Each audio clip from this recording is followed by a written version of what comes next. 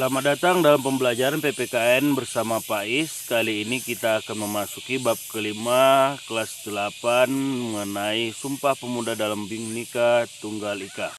Adapun tujuan pembelajaran kita pada pagi hari ini pertama kali memahami arti dan makna Sumpah Pemuda dalam perjuangan kemerdekaan Indonesia.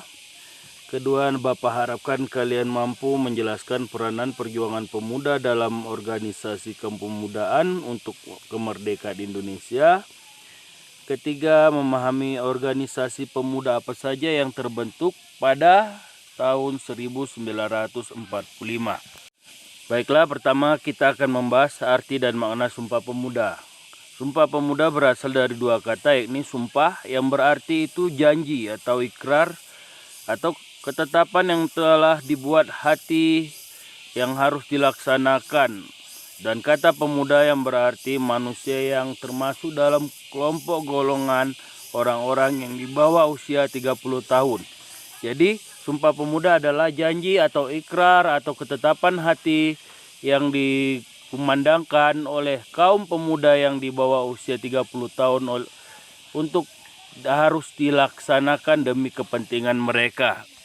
Adapun janji atau sumpah yang diucapkan oleh kaum pemuda Indonesia tersebut pada intinya adalah untuk membentuk suatu persatuan bangsa Indonesia yang terdiri dari berbagai macam perbedaan seperti perbedaan suku, ras, budaya, agama, tempat tinggal, kelompok, golongan, dan lainnya yang tertuang dalam Perjanjian Sumpah Pemuda yang pada tanggal 28 Oktober 1928 membentuk suatu bangsa Indonesia, satu bahasa Indonesia, satu tumpah darah Indonesia, dan bertekad mengusir penjajahan di Indonesia. Dengan adanya Sumpah Pemuda pada tanggal 28 Oktober 1928, maka bangsa Indonesia sudah membentuk senjata yang paling kuat, yakni persatuan dan kesatuan untuk mengusir penjajahan di Indonesia.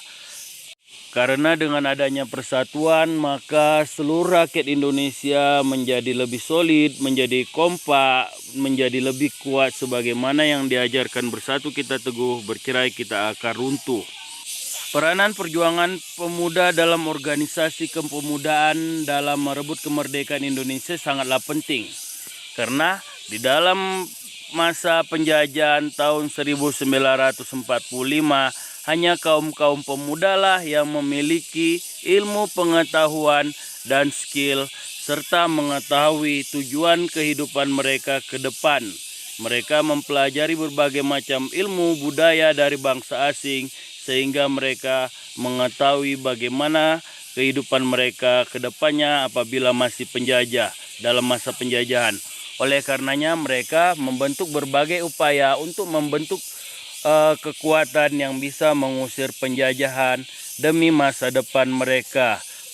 Adapun kaum-kaum pemuda pada masa 1945 yang berjasa dalam upaya perjuangan kemerdekaan Indonesia, kita sudah mengenal banyak tokoh seperti Dr. Supomo, Mr. Muhammad Yamin, Soekarno, dan tokoh-tokoh lainnya yang ada dalam pembelajaran sejarah kita, karena mereka sudah memiliki pendidikan sampai ke luar negeri serta sudah mendapatkan pengajaran baik dalam organisasi Budi Utomo maupun organisasi-organisasi lainnya yang ada di dalam negeri maupun di luar negeri.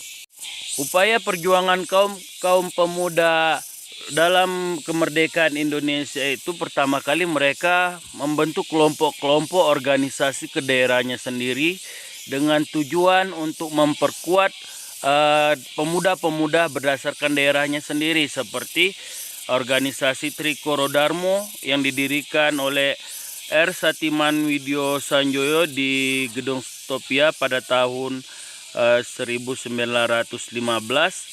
Itu pertama kali tujuannya untuk memperkuat kaum pemuda Jawa. Begitu juga Jong Sumatran Bon itu dibentuk untuk memperkuat dan mengajari orang-orang yang berasal dari Sumatera.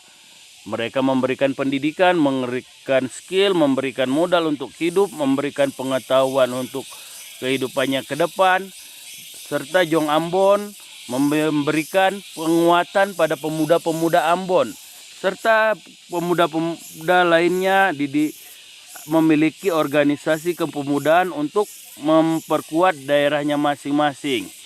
Dan apabila setiap daerah sudah memiliki kekuatan, mereka membentuk kerjasama untuk mengusir penjajahan yang tertuang dalam Sumpah Pemuda tanggal 28 Oktober 1945 untuk saling membantu, saling bekerja sama mengusir penjajahan di Indonesia.